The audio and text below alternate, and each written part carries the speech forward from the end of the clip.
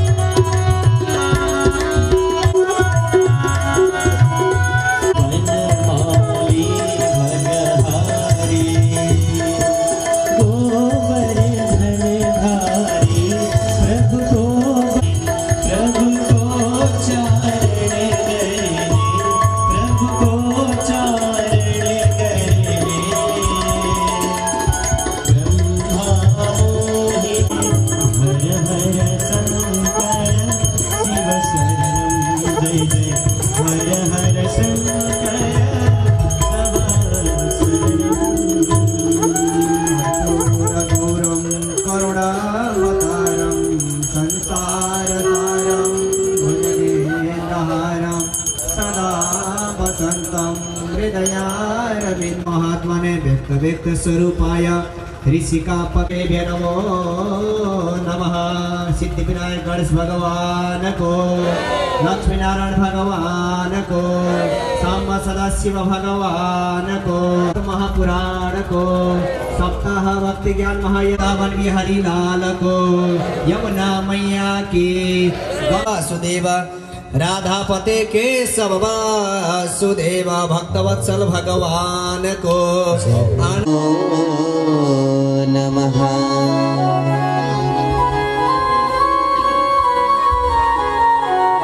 आनंद कंद भगवान के, भक्तवत्सल भगवान के, पुराण पुरुषोत्तम करना का निमित्त, पवित्र करने का निमित्त आउनुहोस् एउटा हरिनाम संकीर्तन गान गरौं। तथा कृष्ण गोविंद गोविंद हे गोपाल, राधा कृष्ण गोविंद गोविंद हे गोपाल, राधा कृष्ण गोविंद गोविंद, कृष्ण गोविंद गोविंद, कृष्ण गोविंद गोविंद, कृष्ण गोविंद गोविंद, कृष्ण गोविंद गोविंद, कृष्ण गोविंद गोविंद, श्यामा गोविंद गोविंद, कृष्ण गोविंद गोविंद, श्यामा गोविंद गोविंद, हे गोपाल, राधा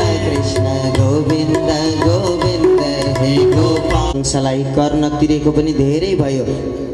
ट्याक्स भन्छौं नि हामी, ट्याक्स सरकारलाई बुझाउने गरेका छौं। हामीले पनि 10 रुपैयाँको सामान किन्यौं भने 1 रुपैयाँ बुझाउँछौं, 100 को सामान किन्यौं भने 10 रुपैयाँ बुझाउँछौं। दशांश भन्छ जसलाई।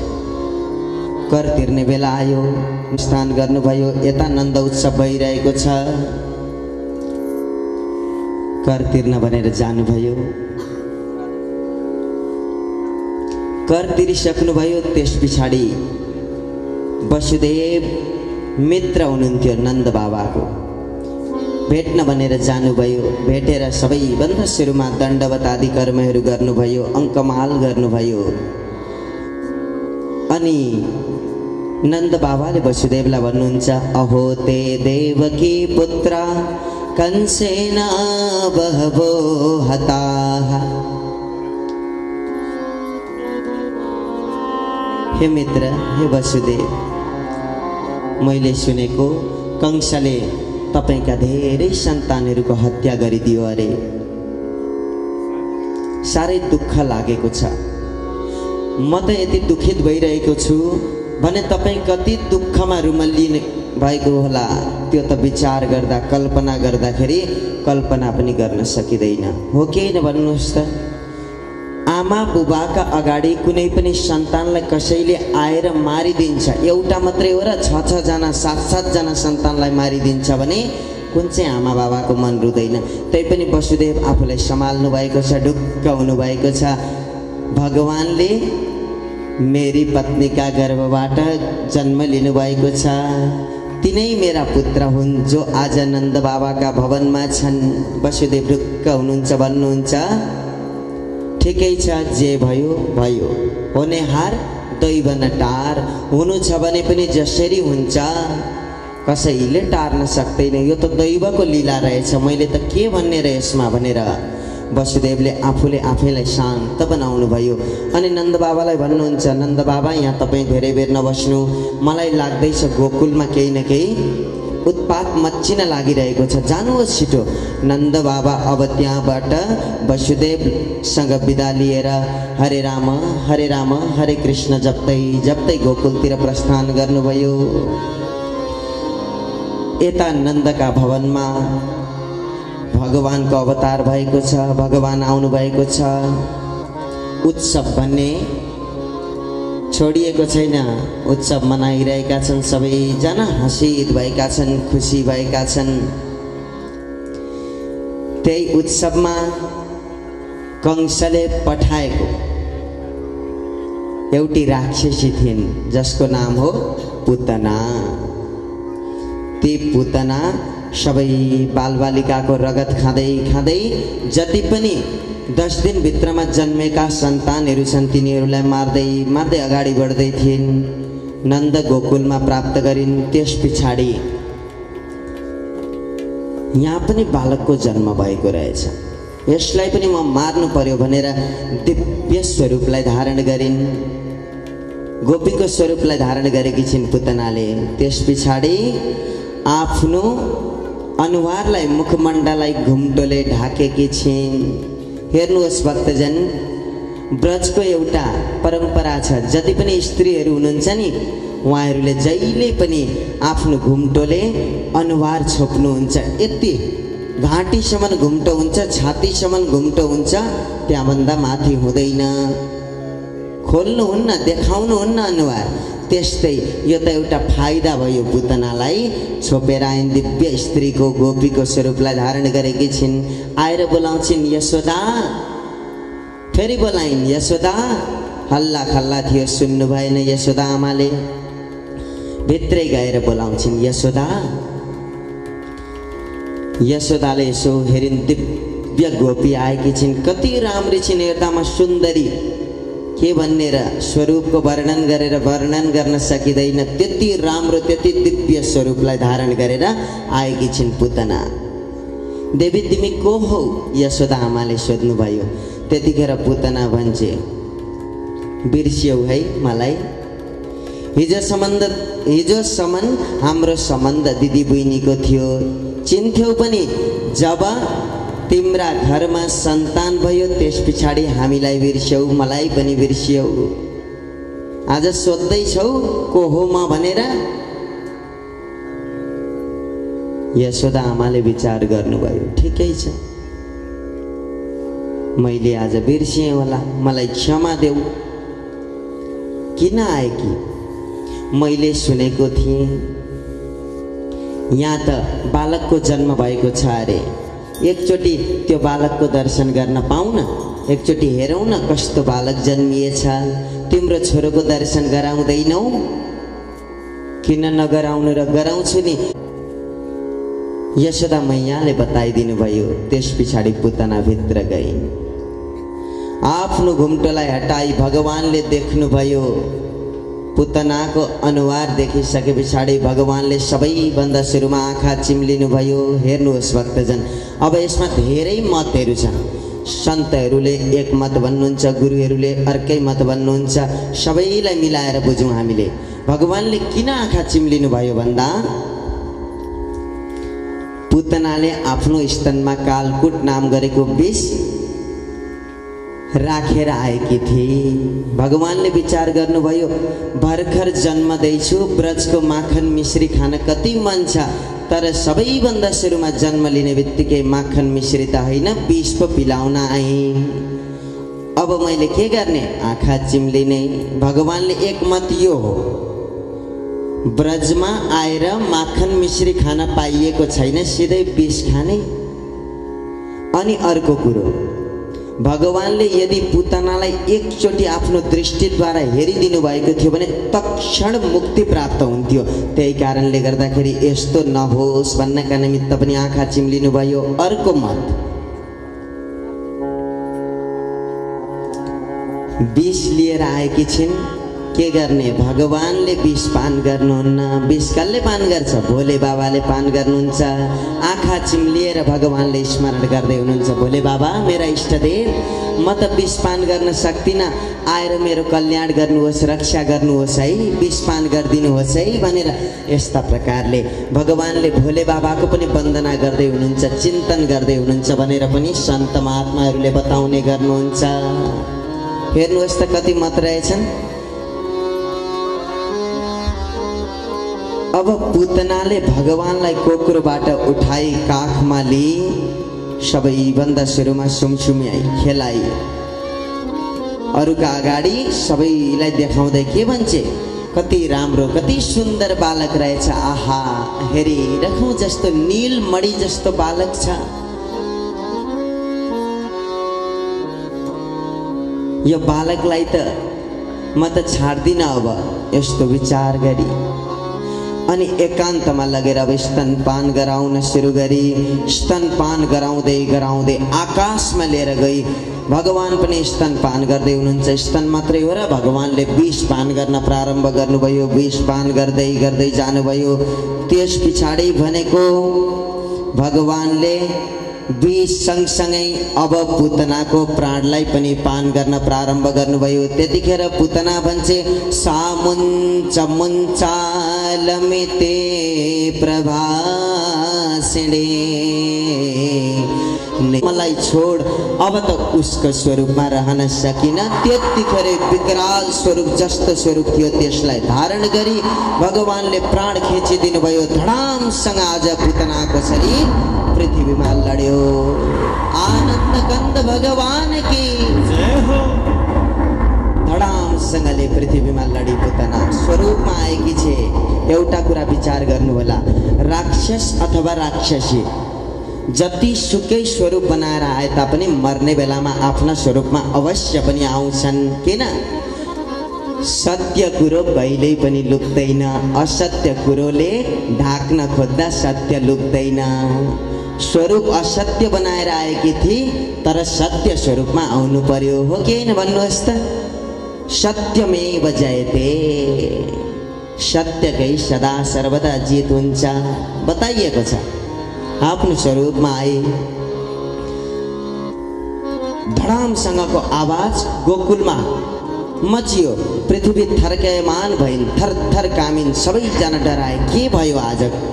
होइन, यस्तो आवाज कहाँबाट उत्पत्ति भयो?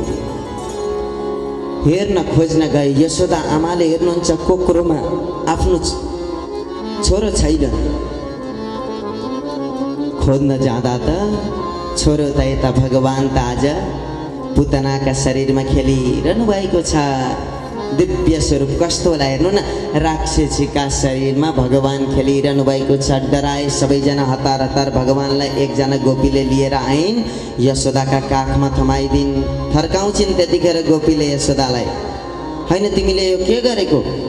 जन्मदैको बालकलाई जोसुकैलाई दिएर पठाउँछौ, याद गर्नु पर्दैन? ठिकै छ, गल्ती गरिहालेँ, अब म यस्तो काम गर्दिन, विचार गर्छु। त्यस पछाडि पुतनाको शरीर कस्तो थियो बताउनुहुन्छ? विकराल स्वरूप, झन्डै झन्डै 18 देखि लिएर 24 किलोमिटरले फैलिएको शरीर थियो। भनेपछि विचार गर्नुहोस् त कत्रो रहेछ। 18 देखि लिएर 24 किलोमिटरसम्म फैलिएको शरीर थियो पुतनाको। तर भगवानले अन्त्यमा विचार गर्नुभयो, पुतनाले जे भए तापनि जन्म लिने बित्तिकै स्तनपान त गराउँछिन् आमाले। त्यस्तै स्तनपान गराउने भावले आएका कारणले गर्दाखेरि यिनलाई म आमाको गति प्रदान गर्दछु भनेर विचार गर्नुभयो। सबैजनाले पुतनाको शरीरलाई छेदन गरे।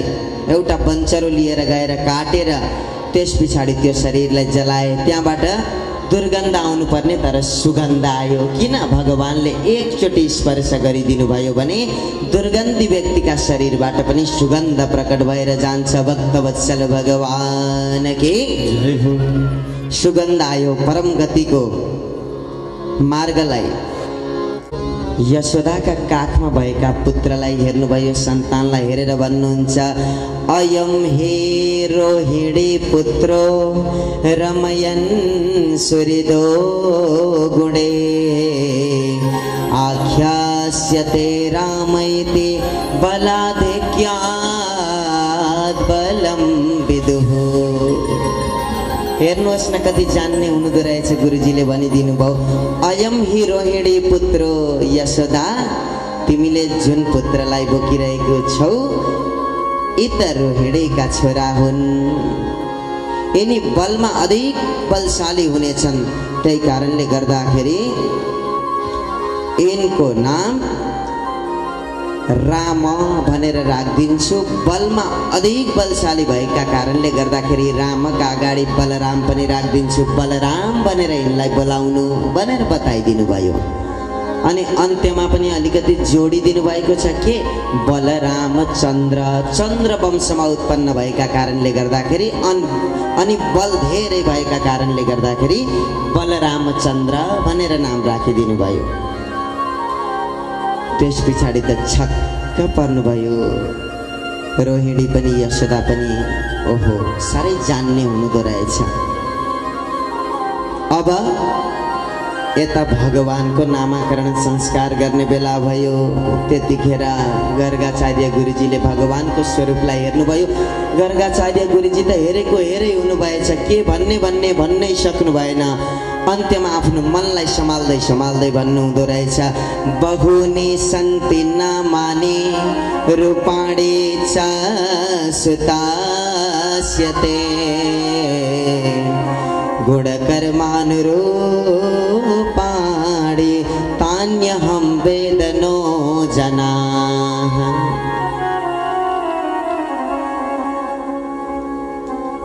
गर्गाचार्य गुरुजी भन्नुहुन्छ, म नाम के राखौं? बहुनी सन्ति नामानि, इनका नाम त कति छन्। इनले जति कर्म गर्दै जान्छन् नि ती कर्म अनुसारका नाम रहन्छन्। तर इनलाई बोलाउने नाम कृष्ण भनेर। किन? उनको वर्ण, भगवानको वर्ण कालो थियो, साब्लो वर्ण थियो। त्यही कारणले गर्दा कृष्ण चन्द्र, चन्द्र वंशमा उत्पत्ति हुनुभएको छ भगवान।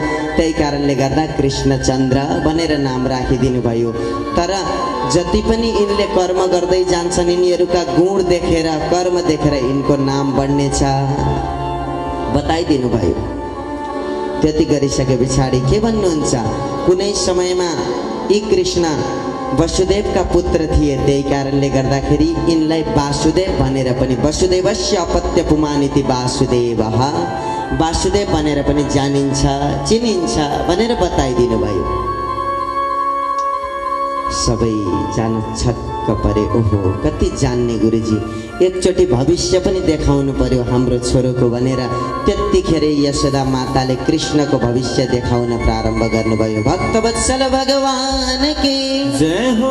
निदाउन पाइँदैन है कथामा, निदाउन चाहिँ पाइँदैन नि। बाल लीला सुरु भएको छ, निदाउनु हो भने अहिले लीला आफ्नै हुन्छ। फेरि यहाँ भाग्ग लड्नु हो भने के हुन्छ, लीला आफ्नै मचिन्छ। विचार गर्नु है, कथामा निदाउन पाइँदैन, निदाएर कथा सुनिँदैन। म त यहाँबाट सबै देख्छु है, सबैलाई हेर्दैछु। यता मात्रै हेर्दैछ भनेर त्यता निदाउनु होला, त्यता मात्रै हेर्दैछ भनेर यता निदाउनु होला। म सबैतिर आँखा पारिरहेको हुन्छु, ननिदाउनु। भक्तवत्सल भगवान की भविष्य देखाउनु भयो गुरुजी। एकचोटि यो हाम्रो सन्तान कस्तो हुन्छ, भविष्यमा के हुन्छ बताइदिनुहोस् न भन्दाखेरि गर्गाचार्य गुरुजी हाँस्दै भनिदिनु हुँदो रहेछ, यो त चोर हुन्छ भनिदिनु भएछ। छक्क पर्नुभयो यशोदा माता। अरे के भन्नुभएको, चोर हुन्छ मेरो छोरो? हुन्छ, किन हुँदैन? कस्तो चाहिँ चोर हुन्छ त यो? अदम कर्महरू गर्ने हो कि फटा हुने हो कि कस्तो चोर हुन्छ बताइदिनुहोस् त भन्दाखेरि कति राम्रो कुरा बताउनुहुन्छ गर्गाचार्य गुरुजी। ब्रजे वसन्तं नवनीतचौरं गोपाङ्गनानां यदुकुलचौरम् अनेकजन्मार्जित पापचौरम् चौराग्रगण्यं पुरुषं नमामि। बताइदिनु भयो कस्तो खालको चोर हुँदो रहेछ। ब्रजे वसन्तम नवनीत चौरम, ब्रजमा बास हुनेछ यसको अनि नवनीत चोरी गर्नेछ, माखन चोरी गर्नेछ यसले अनि सबैका हृदयको चोरी गर्नेछ। सबैका हृदयमा आफूप्रतिको माया प्रेमको भावलाई उत्पन्न गराएर सबैको मन चोरी दिनेछ। त्यति मात्रै हो र अनेक जन्मार्जित पाप चौरम, जति पनि पाप गरेका छन् ती पापहरूलाई पनि यसले चोरी गरेर तिनीहरूलाई मुक्ति गतिलाई प्रदान गराइदिनेछ भनेर बताइदिनु भयो। हेर्नुहोस् न, भविष्य प्रसन्न हुनुभयो यशोदा माता। अनि त्यस पछाडि गर्गाचार्य गुरुजी गन्तव्यतिर प्रस्थान गर्नुभयो। अगाडि गएर भगवानले धेरै लीलाहरू गर्नुभएको छ। भगवान बढ्दै बढ्दै जानुभयो। के गर्नु हुँदो रहेछ भने गोठमा गएर कहिलेकाहीँ गाईका सिङमा झुन्डिने, गाई हल्लिन्छन् नि, अनि अब भगवान पनि यता हल्लिने उता हल्लिने, कहिलेकाहीँ बलरामसँग जाने अनि गाईका पुच्छरमा पक्रिने अनि गाईको पुच्छर तान्दिने। यसरी तान्दिँदाखेरि गाई त रिसाउँछिन्, त्यस पछाडि पुच्छर हल्लाउँथिन्। भगवान पनि गाईले पुच्छर दाहिनेपट्टि लाँदा उतै जानुहुन्छ, देब्रेपट्टि लाँदा यतै आउनुहुन्छ, बिचमा लाँदा कहिलेकाहीँ फेरि तान्दिनुहुन्छ, खुट्टा चलाउँछिन्। त्यतिखेर कराउनुहुन्छ, आमा आमा मलाई गाईले खुट्टा चलाएर लाग्यो। आमा जानुहुन्छ, फटा यसो गर्ने हो भन्नुहुन्छ, च्याप्प पक्रिनुहुन्छ, फेरि भित्र ल्याउनुहुन्छ। के गर्नु र, जति गर्दा पनि लाग्दैन। त्यति मात्रै हो र अब भगवानको चोरी गर्ने कर्म बढ्दै बढ्दै गयो। भगवानले एउटा मण्डलीको रचना गर्नुभयो। आफू जस्तै साना साना केटाकेटी भेला पार्नु भएछ अनि के भन्नु हुँदो रहेछ, जाउँ अब चोर्न जाउँ। के चोर्न? माखन चोर्न जाउँ न। लिएर जानु हुँदो रहेछ, चोरी गर्नु हुँदो रहेछ। धेरै चोरी गरिसके पछाडि ती गोपीहरू अत्यन्त रिसाए। एक दिन आएर यशोदा मातालाई शिकायत गर्छन्, भन्छन्, पोल लाउँदैछन्, यशोदा बाहिर निक्ल। यशोदामा बाहिर निक्लिनु भयो। तिमीले तिम्रो छोरालाई कति खुल्ला रूपमा छोडेकी? यसले त चोरी गरेर सक्यो। धेरै नराम्रा नराम्रा कामहरू गरिदिन्छ। के गर्छ भन्दा यहाँ बताउनुहुन्छ, वत्सन मुञ्चन क्वचिद समय क्रोश सञ्जात हास स्तेयं स्वाद्यत्यथ दधिपय कल्पिते स्तेय योगै मर्कान् भोक्ष्यन् विभजति सचतेन नाति भाण्डं भिनति द्रव्यालाभे सगृह कुपितो यात्युपहरू भन्दैछन्, यशोदा सुन, तिम्रो छोराले गरेको कर्म। वत्सन मुञ्चन, गाई दुहुने बेला भएको छैन, दिउँसै गएर बाछा खोलिदिन्छ, बाछीहरूलाई खोलिदिन्छ। बाछीले गाईको दुध सबै खान्छन्, हामी दुध खान पाउँदैनौँ। त्यति मात्रै हो र। अनि घरमा आउँछ, हामीले मड्कीमा माटाका भाँडामा दही राखेका हुन्छौँ, त्यो माटाका भाँडालाई फोडिदिन्छ। आफू त खान्छ सबैलाई बोलाएर खुवाउँछ।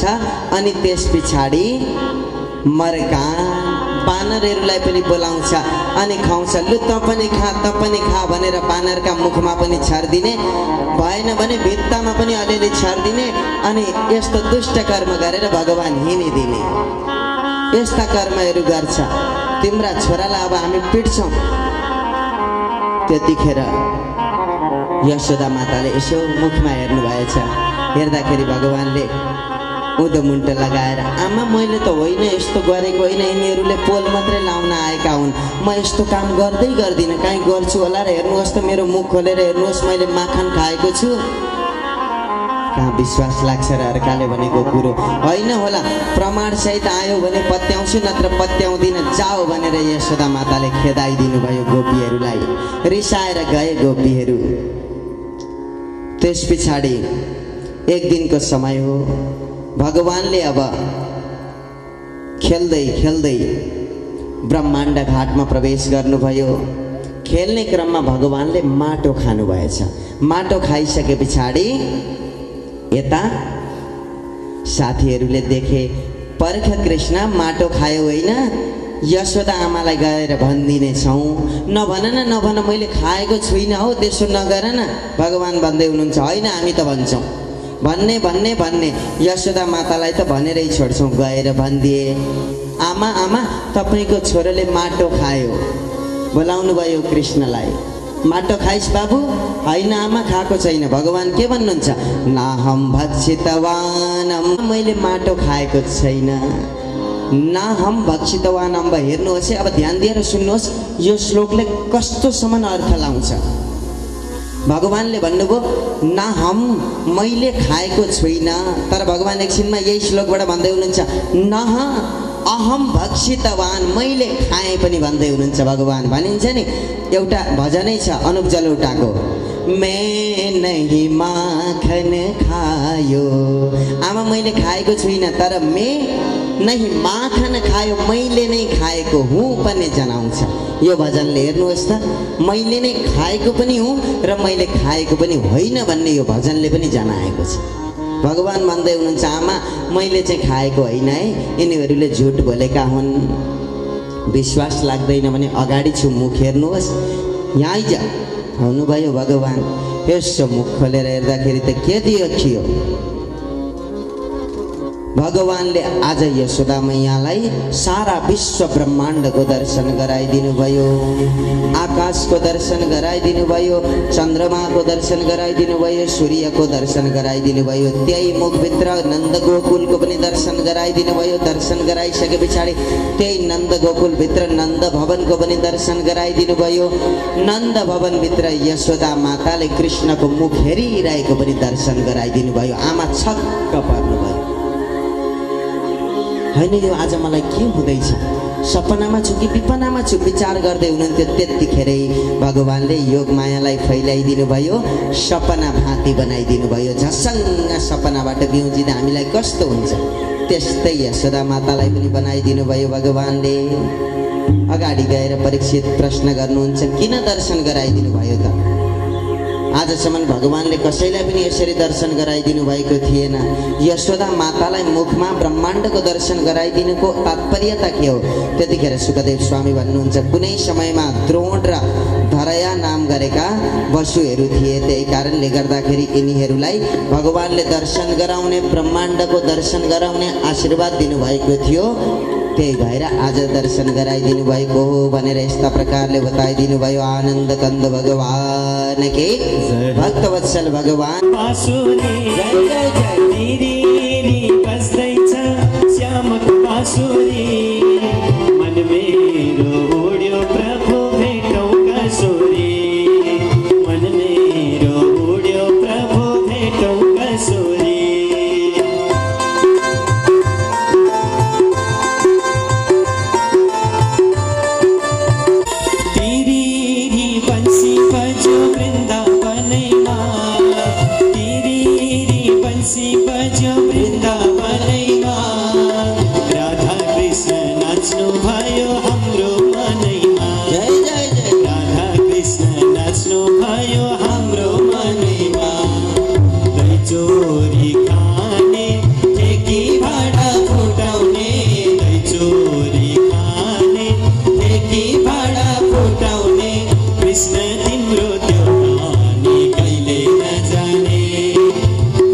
तिम्रो त्यो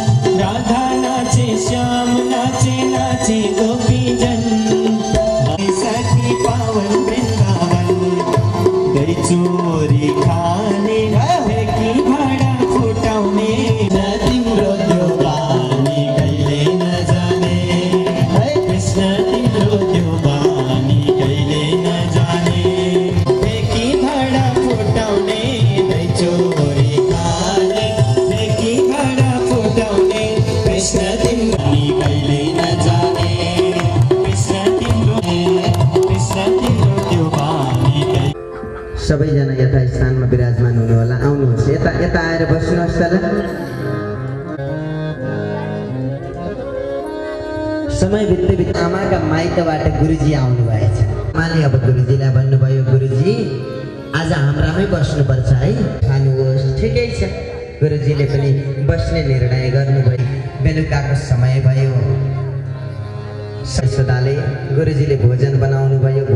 तुभ्यमेव समर्पये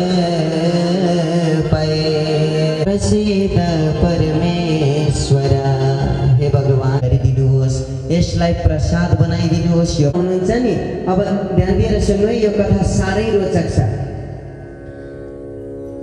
भगवान टुकु हिँड्दै आउनुभयो र निकालेर ग्रहण गर्न कुपु खान लाग्नुभयो। गुरुजीले आँखाको थालीमा पस्कनु भयो, हात जोड्नु भयो, आँखा चिम्लिएर भन्नुहुन्छ, त्वदीयम वस्तु गोविन्द तुभ्यमेव। कैसा फेरि सामान तयारी गरिदिन्। सामग्री तयारी गरेर भोजनको निर्माण भयो गुरुजीबाट।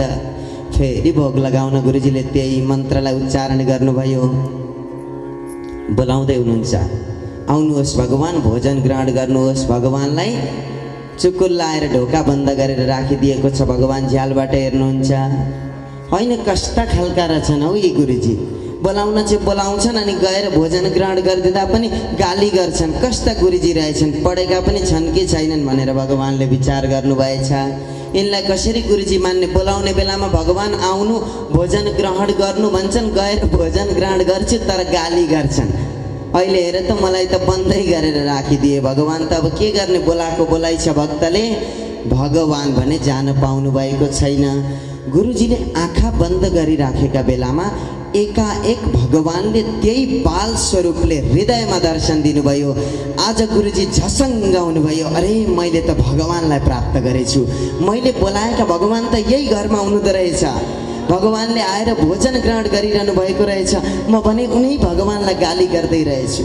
ओहो, हतार आफै गएर चुकुल खोल्नुभयो, बोकेर ल्याउनु भयो, अनि लु भगवान ग्रहण गरिदिनुहोस्। भगवानले कुपु खानुभयो। यशोदालाई बोलाउनु पनि भएन त्यतिखेर। हतार जति पनि ती अघिका जुठाहरू थिए, जति जुठो भोजन थियो, त्यो सबै ल्याउनु भएर गुरुजीले कपाकप खानुभयो। आज मैले बल्ल बल्ल भगवानको दर्शन प्राप्त गरेँ भनेर गुरुजी पनि धन्य हुनुभयो। हेर्नुहोस् त भगवानको कृपा। यदि सच्चा मनद्वारा भगवानलाई कसैले बोलाउँछ भने भगवान आफ्नै घरमा प्रकट भएर अवश्य पनि आफ्नै घरका दैलाबाट आउनुहुन्छ भन्ने कुरा यहाँबाट हामीले शिक्षा पाउँदछौँ। एक समयको कुरा हो, यशोदा माताले विचार गर्नुभयो, मेरो छोरोलाई मक्खन साह्रै मिठो लाग्छ, आज चाहिँ म आफै माखन बनाउनु पर्यो अनि छोरोलाई ग्रहण गराउनु पर्यो भन्ने विचार गरेर अब मोही पार्न प्रारम्भ गर्नुभयो, मन्थन गर्न प्रारम्भ गर्नुभयो। मन्थन गर्दै हुनुहुन्थ्यो, त्यतिखेर अब भगवान यता रुन लाग्नुभयो। रुँदै हुनुहुन्छ भगवान, हतार छोडेर जानुभयो भित्र। मन्थन गर्दै हुनुहुन्छ। यसको तात्पर्यता के हो? किन मन्थन गर्नुभयो? हेर्नु, नन्द भवनमा 9 लाख गाई थिए। 9 लाख गाईलाई सेवा गर्नेवाला व्यक्तिहरू पनि त थिए, सेवकहरू थिए, नोकरहरू थिए, चाकर नोकर चाकर गर्नेवाला व्यक्तिहरू थिए। तिनीहरूलाई काम गर्न लगाउँदा अराउँदा हुन्थ्यो, आफै गर्दै हुनुहुन्छ। कारण के? भगवानका लागि आज भक्तले स्वयं दुःख गर्दैछ। कसैको माध्यमद्वारा दुःख होइन, आफै स्वयं मन्थन गर्दै हुनुहुन्छ। त्यतिखेर यशोदा आमाका गालामा टह मोती जस्ता पसिना टल्किराखेका छन्। त्यो दृश्यलाई बताउनुहुन्छ। हात हल्लिरहेको छ, हातमा लगाएका चुराहरू बजिरहेका छन्, बालाहरू घन्किरहेका छन्। त्यस पछाडि भगवान रुन कराउन थाल्नुभयो। हतार हतार भित्र जानुभयो, काखमा बोकेर स्तनपान गराउन प्रारम्भ गर्नुभयो। स्तनपान गराउँदै हुनुहुन्थ्यो। भगवानले यसो आमाका मुखमा हेर्नुभएछ अनि भन्नुहुन्छ, आमा एउटा कुरा सोध्छु, नढाँटी भन्नु ल। हुन्छ सोध्न। तपाईलाई सबैभन्दा धेरै माया कसको लाग्छ? पिताजीको लाग्छ कि मेरो लाग्छ कि यो हाम्रो गाउँको लाग्छ कि कसको लाग्छ? भन्नुहोस् त भन्दा कसैको लाग्दैन, तेरो मात्र सबैभन्दा धेरै माया लाग्छ छोरो भन्नुभयो यशोदा आमाले। हो हो। भित्र छेउमा चुलामा दुध पनि बसाउनु भएको रहेछ। भगवानले सम्झाइदिनु भयो, आमा दुध उम्लिन आँट्यो होला, जानु त भित्र हेर्न। थपक्कन भगवानलाई छोडेर भित्र जानुभएको थियो। भगवान त रुन थाल्नुभयो, कराउन थाल्नुभयो। त्यहाँ वरिपरि माखन रहेछन्, माखन टिपेर भित्तामा हान्न थाल्नुभएछ। अनि यशोदा माता भित्रबाट आउनुभयो। त्यतिखेर हेर्नुहुन्छ माखन वरिपरि छरिएको छ, आफ्ना शरीरभरि दलेको छ। तैँले यो के गरेको? भगवान भन्नुहुन्छ, मेरो सबैभन्दा धेरै माया लाग्छ भनेको होइन, एउटा दुध उम्लिँदा छोड्न सक्नु भएन, त्यो दुधलाई मलाई छोडेर तपाईँले जानुभयो, त्यही भएर मैले यस्तो गरेँ। पर्खिए त तँलाई अब म पिट्छु भनेर हातमा लट्ठी लिनुभयो र खेदाउन प्रारम्भ गर्नुभयो। भगवान अगाडि अगाडि, यता यशोदा माता पछाडि पछाडि। कल्पना गर्नुहोस् त त्यो दृश्य कस्तो थियो होला। हेर्नुहोस् न, भगवानलाई भेट्नका निमित्त भक्त पछि पछि दौडिएका छन्, तर भेट्न किन सक्नु भएन भने अहङ्कार रूपी छडी हातमा लिनुभएको थियो। त्यो छडी त्याग गर्ने बित्तिकै भगवानलाई पाउन सक्नुहुन्थ्यो। के भन्नुहुन्छ कृष्ण? पर्खी, एकछिन पर्खी, एकचोटि भेटौँ मात्र, तेरो म अब आज खुट्टा भाँच्छु भन्नुहुन्छ। भगवान भन्नुहुन्छ, मलाई भेटे पो खुट्टा भाँच्नुहुन्छ, म त भाग्छु भन्नुहुन्छ। अगाडि अगाडि भाग्नुहुन्छ, यशोदा माता पछाडि पछाडि खेदाउनुहुन्छ। धेरै पर पुगिसके पछाडि बाबु पर्खिन पर्खी। भगवानले विचार गर्नुभयो, अब कति दुःख दिने आमालाई। उभिनु भएको आमाले लट्ठी फाक्नुभयो। अब अहङ्कार फाकियो, हो कि होइन भन्नुहोस् त? त्यो छडीमा अहङ्कार लुकेको थियो, तँलाई पिट्छु, तँलाई मार्छु भन्ने। त्यही कारणले गर्दा त्यो अहङ्कार भयो, भगवान भाग्नुभयो। जहाँ आया अहङ्कार वहाँ से भागा ईश्वर। जहाँ अहङ्कार आउँछ त्यहाँ भगवान भाग्नुहुन्छ। लट्ठी फाक्नुभयो अनि भन्नुहुन्छ, यहाँ आइज त कृष्ण, आउँदिन, आइज न, आइज, आउँदिन, आइज न, केही पनि गर्दिन, तेरो त म आरती उतार्छु आज, आइज त। हो साँच्चै आरती उतार्ने? उतार्छु, लु आइज। च्याप्प पक्ड्नुभयो। अब तेरो आरती त म उतारिहाल्छु नि। एउटा ओखलमा लगेर भगवानलाई बाँध्न सुरु गर्नुभयो। बाँध्नुहुन्छ, फेरि 2 अङ्गुल डोरी पुग्दैन, फेरि अर्को डोरी गाँच्नुहुन्छ। गाँच्दा गाँच्दै गाँच्दा गाँच्दै आज 9 लाख गाईलाई बाँध्ने सबै दाम्लो सकियो, तर पुगेन, पुगेन। नपुगिसके पछाडि भगवानले विचार गर्नुभयो, ओहो हेर दुःख, भक्तले कति दुःख गर्दैछ आज भगवानलाई आफ्ना बसमा राख्न। यो विचार गरेर अब चाहिँ कल्याण गर्नुपर्छ। मेरी आमालाई यहाँभन्दा धेरै दुःख मैले दिनु हुँदैन। आमा भन्दा पनि सबैभन्दा सुरुमा भक्त हुनुहुन्छ यशोदा माता। त्यही कारणले गर्दा भगवानले विचार गर्नुभयो, अब चाहिँ आमालाई म सहायता गर्छु, अब चाहिँ पुग्छ डोरीले भनेर विचार मात्र गरिदिनु भएको थियो। डोरीले पुग्यो, भगवान बन्धनमा पर्नुभयो, उलुखलमा, ओखलमा। त्यतिखेर भगवानको अर्को नाम रहेको छ दामोदर। कसरी? उदरमा, पेटमा डोरीले बाँधिएका कारणले गर्दा दामोदर नाम रह्यो। बोलो दामोदर भगवान के। दामोदर रह्यो भगवानको नाम। बाँधेर जानुभयो। त्यस पछाडि भगवान एक ठाउँ बस्दा बस्दा अब अल्छी लाग्यो। भगवानले यसो विचार गर्नुभयो, मैले 2 जनाको उद्धार गर्नुपर्ने छ। कसको? नलकुबर र मणिग्रीवको उद्धार गर्नुपर्ने छ। यी को हुन्? कुबेरका अनुचरहरू हुन्। नलकुबर र मणिग्रीव भनेका यिनीहरूको उद्धार गर्नुपर्छ भनेर भगवान अगाडि बढ्न प्रारम्भ गर्नुभयो। भगवानका पछाडि ओखल छ, अगाडि भगवानलाई डोरीले बाँधिएको छ। भगवान भने टुकु टुकु हिँड्दै हुनुहुन्छ। धेरै पर पुगिसके पछाडि दुईटा वृक्षहरू यसरी जोडिएर बसेका थिए। ती वृक्षहरूका बीचमा भगवान गएर अलिकति लम्किनु मात्रै भएको थियो। धडामसँगले ती वृक्षहरू भुइँमा पतित भए, लडे। त्यसबाट दिव्य पुरुषहरू उत्पन्न भए जसको नाम हो नलकुबर र मणिग्रीव। ती वृक्षको नाम चाहिँ के थियो भन्नुहुन्छ भने यमलार्जुन नाम गरेका वृक्षहरू थिए। नलकुबर र मणिग्रीवको उत्पन्न भयो। यिनीहरूको भगवानले उद्धार गरिदिनु भयो भनेर सुनाइदिनु भयो। राजा परीक्षितले प्रश्न गर्नुहुन्छ, कारण के थियो? के कारणले गर्दाखेरि यिनीहरूले वृक्षको योनिलाई प्राप्त गर्नु परेको थियो, यो कुरा बताइदिनुहोस्। भनिसके पछाडि सुखदेव स्वामी भन्नुहुन्छ, एक दिनको समय हो, बारुडी नाम गरेको मदिरा पिएर यिनीहरू स्त्रीहरू स्नान गरिरहेका ठाउँमा गएर, त्यो तालाबमा गएर हल्ला मचाउन लागे, स्त्रीहरूसँग रमण गर्न प्रारम्भ गरे। यता नारदजी जाँदै हुनुहुन्थ्यो। नारदजीले देख्नुभयो, तर उनीहरूले नारदजीलाई देखेर पनि खिसी गर्न प्रारम्भ गरे।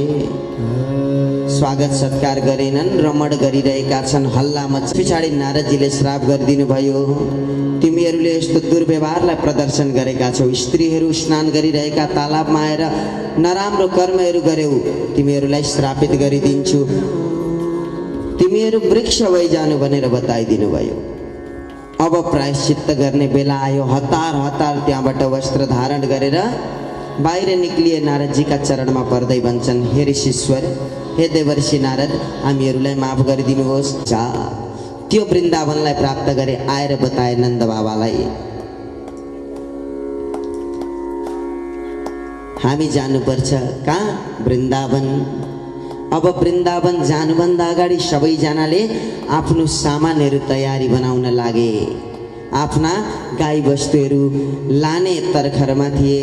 एक दिन सबैजना गाउँबाट कतै बाहिर निक्लिएका रहेछन्। भगवान मात्रै घरमा, नन्द भवनमा पनि कोही पनि रहेनछ, भगवान मात्रै हुनुहुँदो रहेछ। एकजना बुढीनुहोस्, यति यति धान आज सुन चाँदी हिरा मोतीमा बदलिदिनु भयो भगवानले। भक्तवत्सल भगवान कि भगवानले ती आमाको पनि कल्याण गरिदिनु भयो। गरिब हुनुहुन्थ्यो, दरिद्रतामा प्राप्त गर्नुभएको थियो, तर ती आमाले भगवानलाई फल दिँदाखेरि मनद्वारा दिनुभएको थियो। हातद्वारा मात्रै होइन, मन र चित्त त्यो फलमा लगाएर आफ्नो ममता पनि, किन आमा भन्नुभएको थियो नि त भगवानले। आमा भन्ने शब्द भनेको यस्तो हो जसमा सदा सर्वदा ममता भरिपूर्ण भएको हुन्छ, करुणा भरिपूर्ण भएको हुन्छ। भगवानले आमा भन्नुभएको थियो। त्यो आमा शब्दलाई सुनेर पुत्रको भावद्वारा त्यो फल दिएकी थिइन्। त्यही कारणले गर्दा आज भगवानले कल्याण गरिदिनु भयो। एक मुठी धान पनि आज सुन चाँदी हिरा मोतीमा परिणत गरिदिनु भयो भगवानले। हेर्नुहोस् त, भगवानको लीला अद्भुत छ। जानेर जान्न नसक्ने, भनेर पनि भन्न नसक्ने त्यस्ता खालका लीलाहरू भगवानले गर्नुभएको छ। अब वृन्दावन जाने तयारी भयो सबैजना। हरे राम हरे राम, हरे हरे कृष्ण हरे कृष्ण, कृष्ण कृष्ण हरे हरे, हरे कृष्ण हरे कृष्ण, कृष्ण कृष्ण हरे हरे, हरे राम राम राम हरे हरे, हरे राम हरे राम, राम राम हरे हरे, हरे कृष्ण कृष्ण कृष्ण हरे हरे। आनन्द गन्ध भएर बच्चासुर आएको थियो। त्यतिखेर वध गर्नु भएको छ बच्चासुरको भनेर बताइदिनु भयो। राजा परीक्षित प्रश्न गर्नुहुन्छ, अरे कसरी वध गर्नुभयो? वत्सासुर चाहिँ कसरी बादशाह स्वरूप बनेर आयो त? भगवानले कसरी भेट्नुभयो भन्दा के भन्नुहुन्छ सुखदेव स्वामी? वृन्दावन पुगिसके पछाडि भगवानलाई गौचरण लीला गर्ने मन लाग्यो। आमालाई भन्नुभयो, आमा म आजबाट गाई चराउँछु। गाई चराउने म पनि। बाबु गाई त त चराउन सक्दैनस्, बरु चराउँछस् भने यी साना बाछा बाछी लिएर जा, चराएर आइज बताइदिनु भयो। अब यता गौचरण लीला प्रारम्भ गर्नुभयो। जुन दिन के परेको थियो? गोपाष्टमी। त्यहीँबाट गोपाष्टमी प्रारम्भ भएको। भगवानले गौचरण लीला गरेको दिन गोपाष्टमी भनेर भनिन्छ। अनि गाई चरण गर्ने क्रममा यही गाईका हुलमा एउटा राक्षस दिनु पर्यो भन्दा सुखदेव स्वामी भन्नुहुन्छ, एक दिनको समय हो। भगवानले सबै ग्वालबालहरूलाई आफ्ना घरबाट के ल्याउन सक्छौ खानेकुरा त्यो लिएर आऊ, जङ्गलमा बसेर हामी वनभोज गर्नुपर्दछ भनेर भगवानले भन्नुभयो। ग्वालबालहरूले कसैले दाल लिएर आए, कसैले खाना लिएर आए, कसैले अचार लिएर आए, कसैले दही मही, कसैले माखन लिएर आए। त्यस पछाडि गौचरण लीला यता प्रारम्भ भयो। गाईहरू चर्न थाले। भगवान चाहिँ यता ग्वालाहरूका साथमा बसेर भोजन ग्रहण गर्न प्रारम्भ गर्नुभयो। भगवान भोजन ग्रहण गर्दै हुनुहुन्छ बसेर। कसरी भन्नुहुन्छ भने वरिपरि बसेका छन् ग्वाला, बीचमा भगवान हुनुहुन्छ। अनि एउटा ग्वालाको भागबाट अलिकति अचार निकाल्नुहुन्छ, कुपु कुपु खानुहुन्छ। अनि अर्का ग्वालाका फेरि त्यो थालबाट के निकाल्नुहुन्छ भने भोजन निकाल्नुहुन्छ। जुठो खाँदै हुनुहुन्छ। आज भगवानले अन्नको पनि कल्याण गर्नुभएको छ। भगवानले सेवन गरिदिनु भएको छ। हेर्नुहोस्, मैले अगाडिदेखि बताएँ नि, पृथ्वी, जल, तेज, वायु, आकाश, यी पाँचैवटा कुरालाई, पाँच तत्त्वलाई भगवानले शुद्धिकरण गर्नुभएको छ। अब यी भोलि बताउँला हजुरहरूलाई, आज बताउँदिन। सबै ती पृथ्वी, जल, तेज, वायु, आकाश सबै शुद्धि गरिसक्नुहुन्छ। त्यस पछाडि चाहिँ भन्न मजा आउँछ। अहिले एक दुईवटा मात्रै कल्याण गर्नुभएको छ, ती एक दुईवटा कुरा मात्रै नबताउने, भोलि बताउँछु। पृथ्वी, जल, तेज, वायु, आकाश कसरी शुद्धिकरण गर्नुभयो भनेर। भगवान जुठो खाँदै हुनुहुन्छ। यता ब्रह्माजीले देख्नुभयो। ब्रह्माजीले विचार गर्नुहुन्छ, संसारमा भगवान आउनु भएको छ अरे। जुन निर्गुण निराकार भगवान हुनुहुन्छ, आज संसारमा सगुण साकार भएर आउनु भएको छ। एकचोटि दर्शन गर्नु पर्यो। माथिबाट हेर्नुभयो, भगवानलाई देख्नुभयो। ब्रह्माजी छ तिमीहरूको असली ब्रह्मा भनेर ब्रह्मासनमा गएर भगवान बस्नुभयो। अब यता ब्रह्माजीले हेर्नुहुन्छ, सबै छन्। छक्क पर्नुभयो, यो त भगवानको लीला रहेछ। ओहो, मैले भगवानको परीक्षा गरेँ, गल्ती गरेँ। भगवानले चाहनुभयो, त्यही भएर त लीला गर्नुभयो। मलाई पनि भगवानले सृष्टि गर्नुभएको, तर म आज भगवानलाई परीक्षा गर्दैछु। यो त मैले गल्ती गरेँ। हतार हतार ब्रह्मलोकमा जानुभयो। जाँदाखेरि द्वारपालहरूले छिर्न दिएनन्। यसो हेर्छन्, नक्कली ब्रह्मा आएछ, खबरदार भित्र छिर्लाऊ। हाम्रा असली ब्रह्मा त भित्र गएर ब्रह्मासनमा बस्नुभएको छ, छिर्न पाउँदैनौ, रोकिदिए ब्रह्माजीलाई। होइन, के भन्छौ, पागल भयो कि क्या हो? यस्ता नचाहिँदो कुरा नगर है मसँग, अहिले थप्पड लगाइदिन्छु, मलाई भित्र छिर्न देऊ, ब्रह्माजीले भन्नुभयो। आहा, दिन्न।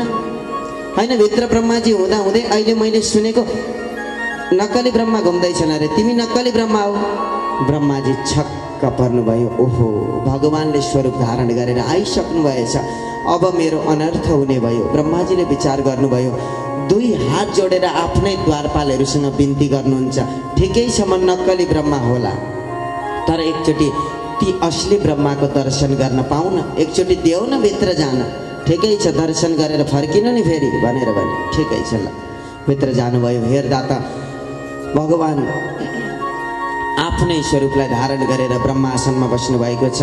जब ब्रह्माजीको दृष्टि भगवानप्रति पर्यो, त्यतिखेर भगवानले आफ्नो स्वरूपलाई बदलेर शङ्ख, चक्र, गदा, पद्म धारण गर्नुभयो। साक्षात् भगवानले आफ्नो स्वरूपको ब्रह्माजीलाई दर्शन गराइदिनु भयो। भक्तवत्सल भगवान की जय हो। दर्शन गराइदिनु भयो। ब्रह्मा छक्क परे। भगवान के भन्नु, अब केही पनि भन्न सकेनन्। भगवान जुरुक्क उठ्नुभयो, जानुभयो फेरि ब्रजधाममा। ब्रह्मा भने जति पनि लुकाएका गोपग्वालाहरू थिए, गाईहरू थिए, ती सबैलाई लिएर ब्रजधाममा आए। भगवानका सामु आएर प्रदान गर्दै भगवानको दिव्य स्तुतिगान गरेका छन्। भन्छन् अजानतां त्वत्ते पद सुन्नेछौँ, जे गर्नुभएका दिव्याति दिव्य लीलाहरूलाई श्रवण गर्नेछौँ। तर के गर्ने, छौँ छौँ मात्रै भनेर भएन। समय हेर्दाखेरि 4 बजेर नि 6 मिनट गइसकेछ। 4 बजे विश्राम गर्ने भनेर समय तोकेका थियौँ, 4 बजेर कट्यो। त्यही कारणले गर्दाखेरि आउनुहोस् भक्तजन। अब यहाँभन्दा अगाडिका प्रसङ्गहरू हामी भोलि बिहानका सत्रमा श्रवण गर्नेछौँ। सबै गुरहं सठा कर्मणा मददानुन ममता विमुञ्च पश्यानिशं जगदिदं क्षणमाङ्गनिष्ठं वैराग्यरागरसिको भवभक्तिनिष्ठा धर्मा भजस्व सततं त्यजलोकधर्म। न झुकने नेपाल को छोरो, म झुक्दैन झुक्ने नेपाल को छोरो। बनेको छ पहरा लियो छाती मेरो, बगेको छ छहरा रागामा मेरो। पखेरोमा जन्मी काकुरामा खेल्ने, म झुक्दैन झुक्ने नेपालको छोरो। म झुक्दैन झुक्ने नेपालको छोरो।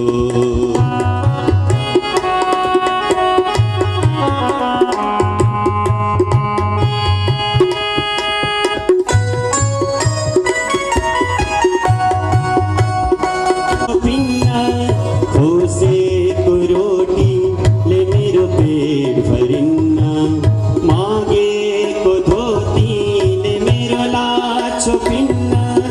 घोटिएर हात पाउ झरी जाऊ नौला, तर कोही अगाडि यी हात जोडिन्न, यी हात जोडिन्न।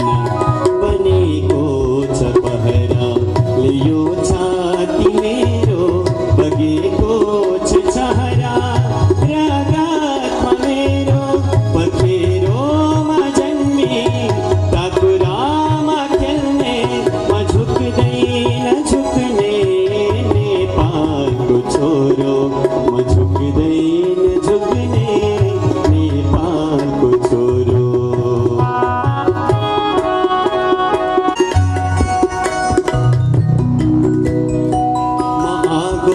सहन्छु अन्याय सहन्न, म तृष्णा सहन्छु तिरस्कार सहन्न। म आगो सहन्छु अन्याय सहन्न, म तृष्णा सहन्छु तिरस्कार सहन्न।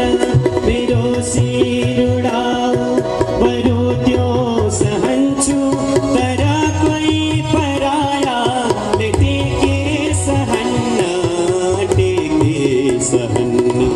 बनेको छ पहरा लियो छाती मेरो, बगेको छ छहरा रागामा मेरो।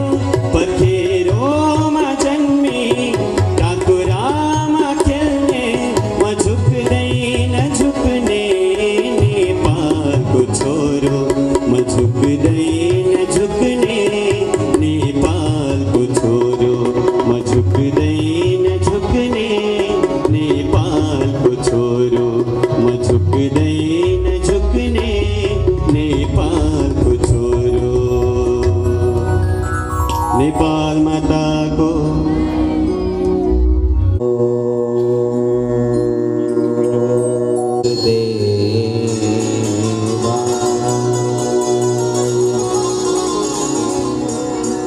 ओम नमो भगवते वासुदेवाय।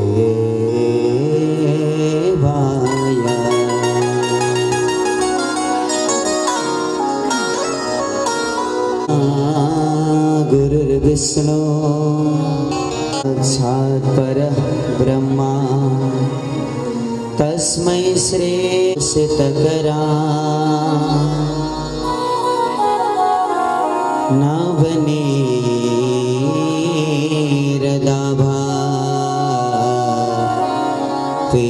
जने सगणे क्रौंचामरेन्द्र कतम मातृमूर्ति है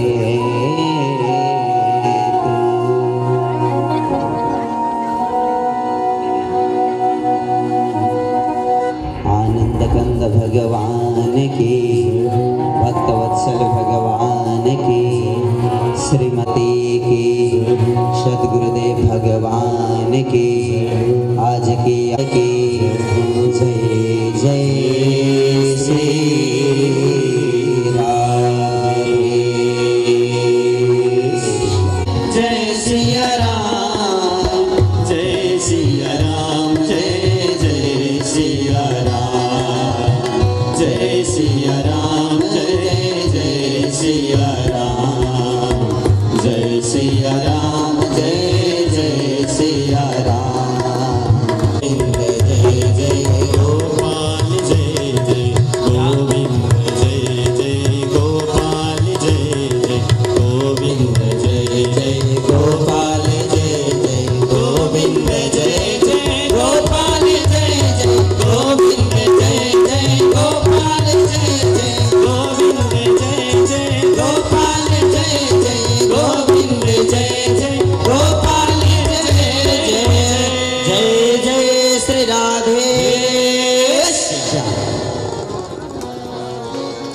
लागेर बस्नुहोस् अनि मात्रै गुरुले बोलेका कुरा सुन्न पाइन्छ, बुझ्न पाइन्छ।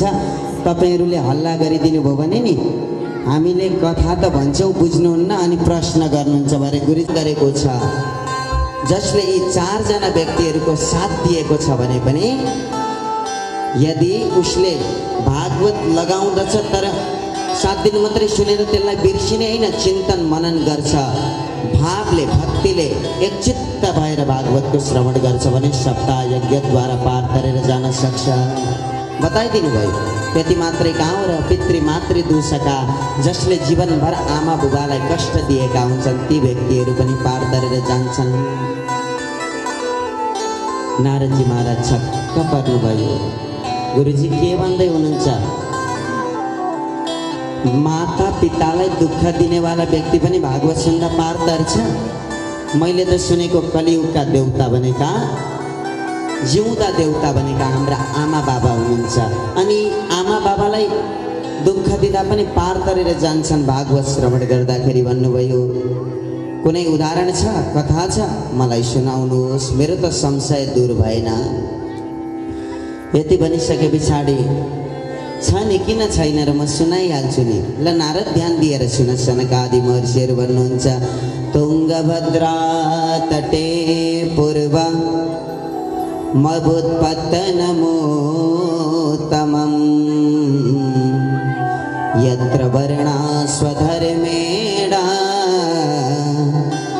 सत्य सत्कर्मा तत्पराः। तुङ्गभद्रा नदीका तटमा एकजना ब्राह्मण बस्नुहुन्थ्यो जसको नाम थियो आत्मदेव।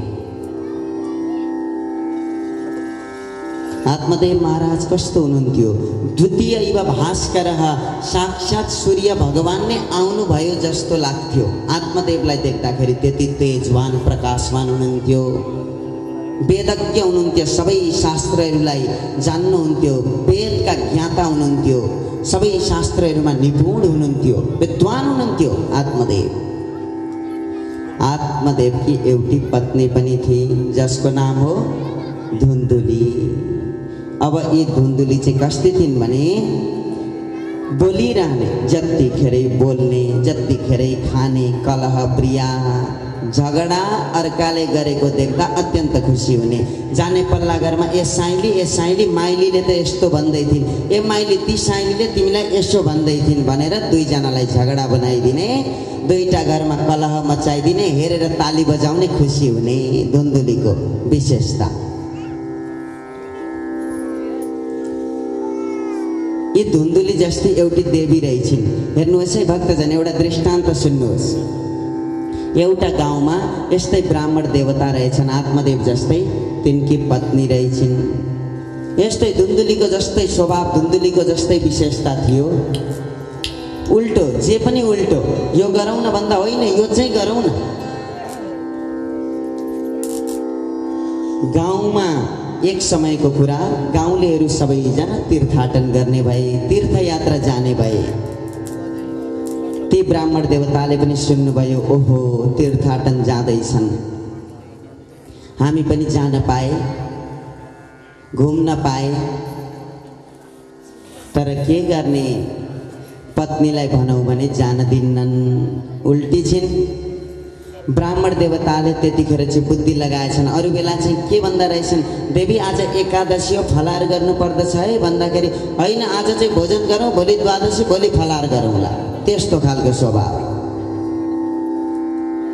देवी आज बुधबार बजार लाग्दैछ, सब्जी किन्न जानुपर्छ है भन्दा होइन भोलि बिहिबार बन्द हुन्छ बजार, त्यतिखेर चाहिँ जानुपर्छ हामी सब्जी किन्न। हेर्नु न बुद्धि कस्तो रहेछ यी देवीको। आत्मदेव ब्राह्मण जस्तै ती ब्राह्मणले एक दिन बुद्धि लगाए, घरमा गए, सिधा कुरा भन्यौँ भने त बाङ्गो भइहाल्छ। बाङ्गो कुरा गर्न थाले। अब देवी मैले सुनेको गाउँलेहरू सबैजना तीर्थाटन जाँदैछन् अरे, हामी चाहिँ नजाउँला? किन नजाने, हामी पनि जाने तीर्थाटन गर्ने, हामी पनि तीर्थको भ्रमण गर्ने, घुमेर आउने, गङ्गाजीको दर्शन गर्ने, गङ्गाजीमा स्नान गर्ने भन्न थालिन्। अब त पुराणै सुनाइसकिन् पतिलाई, ल ल ठिकै छ जाने जाने। सबैले खानेकुरा लगेका छन्, खाद्य वस्तुहरू लिएर गएका छन्। त्यतिखेर अब के गर्ने, सुल्टो बनाऊ भने त बनाउँदिनन्, उल्टो भनेछन् ती ब्राह्मणले। देवी सबैले खाद्य वस्तु लिएर गए, खान्छन् होला है, हामी चाहिँ हेरेर बसौँ, नखाउँला नलिजाउँला भन्दा होइन किन त्यसो गर्ने, म बनाउँछु नि, रोटी बनाउँछु, सब्जी बनाउँछु, बनाएँ, लुगा प्याक गरे, रेडी भए तीर्थाटन गर्नका निमित्त गए। घुम्दै घुम्दै यमुनाजीका तटमा पुगे, वृन्दावनमा पुगे, घुमे। त्यस पछाडि हरिद्वारमा गए, सबैजनाले गङ्गा स्नान गर्ने भए। ती ब्राह्मण देवता पनि गङ्गाजीमा स्नान गर्न प्रारम्भ गरे। ती ब्राह्मणकी पत्नीले पनि स्नान गर्न प्रारम्भ गरिन्। गाउँलेहरू हेरिरहेका छन्, स्नान गर्दैछन्, गाउँले पनि हेरि पनि रहेका छन्। त्यतिखेर ती देवी पौडदै पौडदै बिचमा पुगिन् गङ्गाजीको। त्यतिखेर ती ब्राह्मणले बिर्सिएछन् भने, ए देवी स्त्री, ए पत्नी तिमी नजाऊ है, ए नजाऊ है, तिमी डुब्छौ डुब्छौ, उल्टो भन्नुपर्ने सुल्टो भनेछन्। तिनले त्यतिखेर के भनिन्, होइन म त जान्छु, गङ्गा पार गरिदिन्छु भनेर जाने भइन्। गङ्गाले बगाएर लिएर गइन्, गोविन्दाय नमो नमः भयो। ब्राह्मण देवता बाहिर निक्लिनु भयो, वस्त्र लगाउनु भयो, लगाइसकेर उँभो लाग्नु भएछ। सबै गाउँले छक्क परे, अरे के गर्छन् यी ब्राह्मण देवता, ए ब्राह्मण के गर्दै हुनुहुन्छ? पत्नीलाई गङ्गाजीले बगाएर लिएर गएकी छिन्, अलिकति पनि दुःखी हुनुहुन्न? किन दुःखी छुइनँ रामा, साह्रै मन रोएको छ, तर म पत्नीलाई खोज्न गएको। अनि कता जानुभएको त? मेरी पत्नी उल्टी थिइन्, त्यही कारणले गर्दाखेरि गङ्गाजीले उँधो बगाउनु भयो, तर म पक्का पनि पत्नीलाई उँभोपट्टि भेट्छु भनेर उँभो लाग्दा रहेछन्। भक्तवत्सल भगवान की जय हो। हेर्नुहोस् न, उल्टो बुद्धि, उँधो बगाएकी छिन् गङ्गाले, तर उँभो लागे ब्राह्मण। पत्नी उल्टी थिइन्, उँधो बगाएर उँभो खोज्ने खालको भन्छौँ नि हामी कहिलेकाहीँ, हो यस्तै थिइन् धुन्दुली पनि। आत्मदेवले कति सम्झाउँथे, देवी यस्तो गर्नु हुँदैन है, यस्तो गर्नु हुँदैन, होइन त्यो चाहिँ गरौँ न, एकचोटि चाहिँ गरौँ न, कस्तो हुँदो रहेछ, उल्टो उल्टो कुरा गर्ने। जस्ती भए पनि पत्नी भन्ने पत्नी हो, माया गरेर राखेका थिए आत्मदेवले।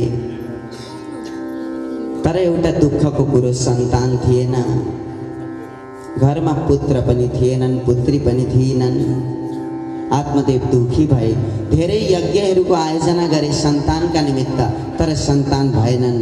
न पुत्रो नापि वा पुत्री ततश्चिन्ता तुरो वृषम। न त पुत्र नै भयो, न त पुत्री नै भइन्। आत्मदेवले विचार गरे, अब म मर्छु, सन्तान छैनन्, मेरो बस्नुको औचित्य केही पनि छैन, अब म जङ्गलतर्फ गएर आफ्नो प्राणलाई त्याग्छु। गए मर्कट वैराग्यलाई धारण गरेर। वैराग्य धारण गरेका छैनन्, मर्कट वैराग्यलाई धारण गरेका छन्। आत्मदेव लागे। धेरै पर पुगिसके पछाडि साह्रै तिर्खाएर कुवाका छेउमा गए, पानी पिए। मर्न त मर्न आएको हुँ, तर एकचोटि पानी चाहिँ पिएरै मर्नु पर्यो भन्ने विचार आएछ आत्मदेवलाई। पानी जलपान गरे। कस्तो भन्नुहुन्छ भने एकजना व्यक्ति नि मर्न भनेर गएछन्। राति टर्च लाइट लिएका छन्, एक हातमा लट्ठी लिएका छन्। एकजना व्यक्तिले भेटे, होइन कहाँ जानुभएको यति राति? मर्न भनेर गएको। अनि यो हातमा लट्ठी, एउटा हातमा टर्च लाइट बोक्नु भएको छ, किन भन्दाखेरि मलाई बाटामा सर्पले ठुक्यो भने मेरो हालत के हुन्छ? भक्तवत्सल भगवान की, आनन्द कन्द भगवान की। त्यस्तै आत्मदेव पनि मर्न गएका छन्। मर्नुभन्दा अगाडि तिर्खा लाग्यो, पानी चाहिँ पिएरै मर्नु पर्यो भन्ने विचार आयो। पानी पिए। अनि त्यही वटवृक्ष रहेछ, त्यही वृक्षका छारीमा बसेर रुन थाले। यता सन्त महात्मा घुम्दै घुम्दै आत्मदेव भए ठाउँमा आउनुभयो। हेर्दाखेरि ब्राह्मण छन्, रोइरहेका छन्। के भएछ सोध्नुभयो। हे ब्राह्मण देवता, के भयो तपाईँलाई? तपाईँको दुःखको कारण के हो? किन रुँदै हुनुहुन्छ? त्यतिखेर आत्मदेव भन्छन्, किम ब्रवीमि ऋषे दुःखम पूर्व पापेन सञ्चितं मदीया पूर्वजास्तोयं कवोष्णमुपभुञ्जते।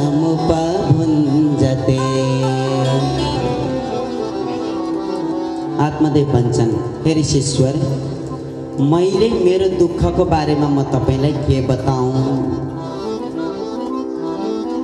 पूर्व जन्ममा पक्कै पनि मैले केही नराम्रो कर्म गरेको रहेछु, त्यही कारणले गर्दा यति दुःख भोग्नु परेको छ। अरू के बताऊँ र? मैले तर्पण दिएको जल पनि मेरा पितृहरूले तातो तातो मानेर हतार हतार पिउने गर्दछन्। कारण के? यसको अगाडि सन्तान छैन। यस पछाडि हामीलाई कसले तिलाञ्जली दिन्छ, तर्पण आदि श्राद्ध आदि कर्म गर्छ भनेर पितृहरू पनि डराउँदै डराउँदै तातो तातो मानेर हतार हतार पिउने गर्दछन्। याभन्दा दुःखको कुरो म के बताऊँ? मदत्तम नैव गृह्णन्ति प्रीत्या देवा द्विजातयः। मैले दिएको चरु हवन पनि देवी देवताहरूले ग्रहण गर्दैनन्। धिक्कार छ मलाई त, मेरो कुललाई धिक्कार छ। किन? सन्तान बिनाको कुल धिक्कार्नु पर्दो रहेछ। मेरो वंशलाई अब कसैले नचलाउने भयो, मेरो वंशवर्धन नहुने भयो।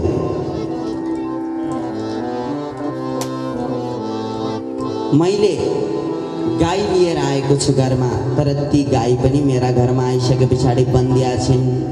सन्तान उत्पत्ति भएको छैन गाईबाट पनि। जुन वृक्षलाई म स्पर्श गर्छु, रोप्छु नि, त्यो पनि नष्ट भएर जान्छ। आज बिहान बजार गएर फल ल्याएँ भने बेलुका नष्ट भएर जान्छ। याभन्दा दुःखको कुरो म के बताऊँ? कारण यही नै हो, सन्तान छैनन्। त्यतिखेर यति महाराजले, ती साधु सन्तले भन्नुहुन्छ, हे ब्राह्मण, मुञ्चा ज्ञानं प्रजारूपं बलिष्ठा कर्मणो गते विवेकं तु समासाद्य त्यज संसार वासनम्। मुञ्चा ज्ञानं प्रजारूपं। हे ब्राह्मण, यो जुन तिमीलाई सन्तानको मोह उत्पत्ति भएको छ नि, यसलाई त्याग, यसलाई छाडिदेऊ है। अब यस्ता कुरा नगर। सन्तान नहुँदा केही पनि हुँदैन। संसार भनेको संसारको, सन्तान भनेका संसारको वासना हो, पत्नी भनेको संसारको वासना हो। त्यही कारणले गर्दा यस्ता कुरा गर्नु हुँदैन। हेर्दा मात्र विद्वान देखिन्छौ, तर यस्ता नराम्रा कुराहरू गर्दैछौ। प्रजाको जुन मोह छ, सन्तानको जुन मोह छ, त्यसलाई तक्षण अहिले नै त्यागिहाल। अहम त त्याग्दिनु, मलाई सन्तान दिनुहोस्। यसो सन्त महात्माले यी ललाटका, यी निधारका रेखाहरूलाई पढ्नुभयो। त्यस पछाडि भनिदिनु भयो, सप्त जन्मावधि तब पुत्रो नैव च। ऋषिहरू भनेका त भूत भविष्य वर्तमानलाई देख्नेवाला हुनुहुन्छ। भनिन्छ ऋषयो मन्त्र द्रष्टा रह, मन्त्रद्वारा भूतलाई पनि हिजो के भयो देख्नुहुन्छ, आज के हुँदैछ त्यो पनि बताउन सक्नुहुन्छ, भोलि के हुन्छ त्यो पनि बताइदिन सक्नुहुन्छ। बताइदिनु भयो 7 जन्मसम्म तिम्रा सन्तान हुँदैनन्। ओहो, आत्मदेव साह्रै दुखी भए। अब तिमीले सन्यास धर्मलाई अपनाउनु पर्दछ, सन्यासी हुनु पर्दछ बताइदिनु भयो। ओहो, त्यतिखेर त ती ब्राह्मण देवता भन्छन् तपाईले मलाई ज्ञान दिनु पर्दैन, उपदेश दिनु पर्दैन, म सबै कुरा जान्नेवाला छु। दिनुहुन्छ भने सन्तान दिनुहोस्, नत्र तपाईका अगाडि प्राणलाई त्यागिदिनेछु। ऋषि डराउनु भयो, ब्रह्म हत्या लाग्छ, ब्राह्मणले आफ्नो अगाडि प्राण त्याग गरे भने ठिकै छ, केही गर्दा पनि लागेन, एउटा हातपात हुन सक्छ। चुप लागे, ब्राह्मणहरू बोलेनन्। बाहिर आइन, मेरो छोरोलाई दुःख गरेर जन्म दिने म नाम राख्ने तिमीहरू, म राख्छु मेरो छोरोको नाम।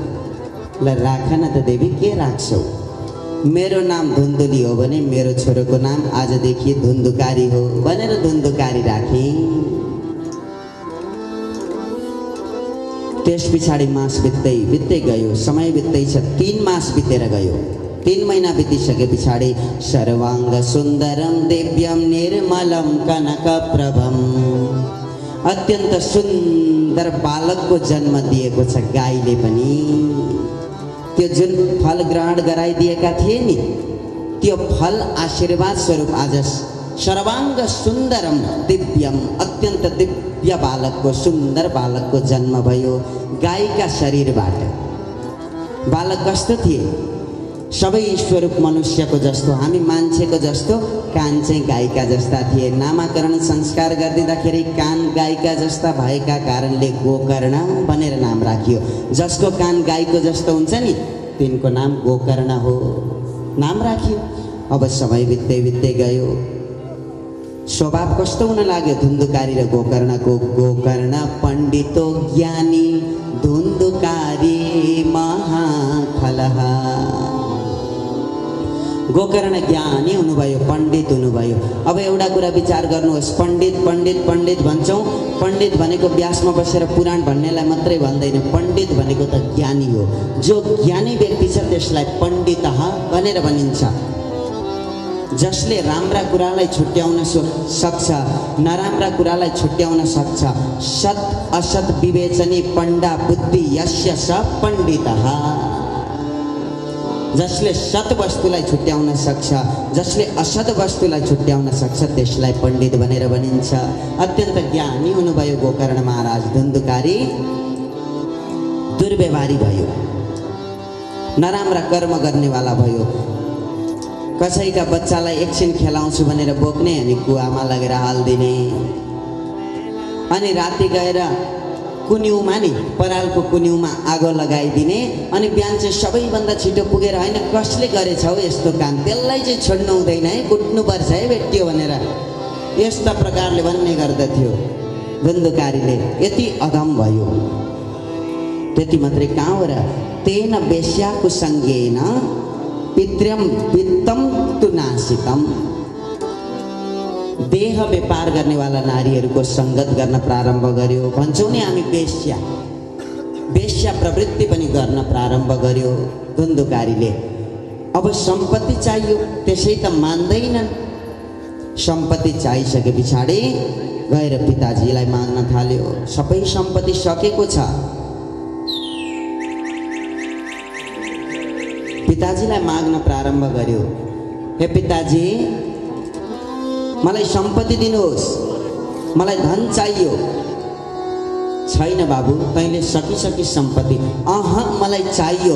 यदि दिनु भएन भने म तपाईँमाथि हातपात गर्नेछु। हेर्नुहोस् त, आफ्नै पितालाई यस्तो भन्न थाल्यो। पिताजी दुखित हुनुभयो।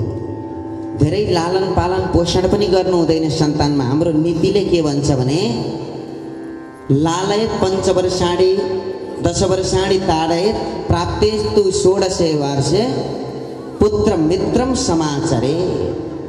5 वर्षसम्म लालन पालन गर्नु, माया गर्नु, तर 10 वर्षसम्म पिट्नु पर्दछ।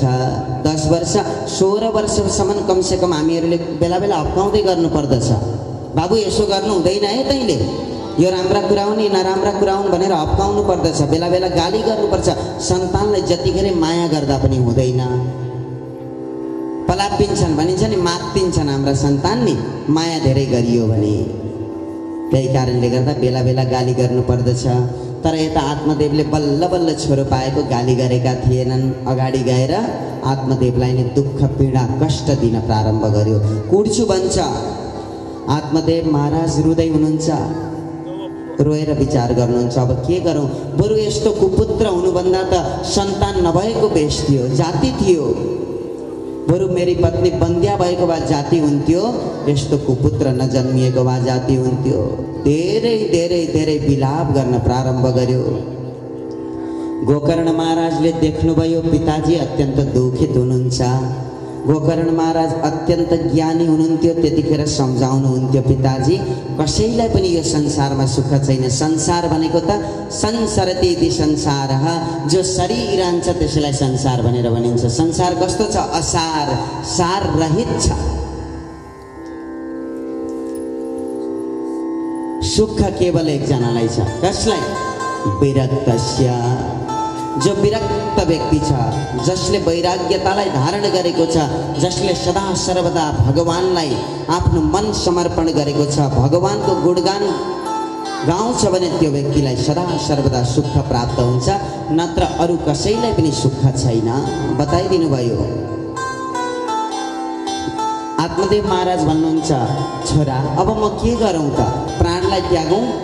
होइन पिताजी, त्यसो गर्नु हुँदैन। तपाईँ के गर्नु भने गोकर्ण महाराजले यहाँ 2 श्लोकमा ज्ञान उपदेश दिनुभएको छ, जसलाई गोकर्ण स्तुति भनेर पनि भनिन्छ। के भन्नुहुन्छ? धर्मं भजस्व सततं त्यज लोकधर्मान्